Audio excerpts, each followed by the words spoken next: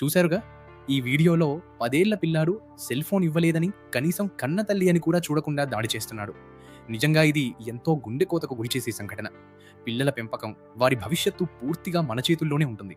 మనమిచ్చే చిన్న వెసులుబాటే రేపు వారి ప్రవర్తనను శాసిస్తుంది.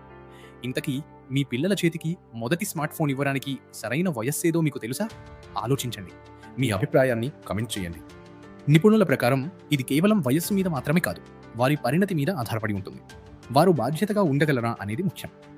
చిన్నతనంలోనే స్క్రీన్లకు ఎక్కువగా అలవాటు పడితే మెదడు ఎదుగుదలపై ప్రభావం పడుతుంది. సామాజిక నైపుణ్యాలు దెబ్బతినే అవకాశం ఉంది.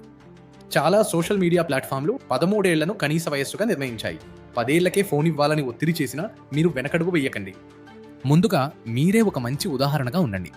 భోజనం చేసేటప్పుడు మరియు పడుకునేటప్పుడు ఫోన్లు వాడకూడదని స్పష్టమైన నియమాలు పెట్టండి. వారిని నిరంతరం కనిపెట్టడం కంటే వారితో స్నేహంగా ఉంటూ బాధ్యతను నేర్పండి. అవసరమైతే చిన్న బేసిక్ ఫోన్తో ప్రారంభించండి. గుర్తుంచుకోండి, సరైన వయస్సు అంటూ ఏదీ లేదు. మీ పిల్లల పరిణతిని గమనించండి, సరైన నిర్ణయం తీసుకోండి. జై హింద్.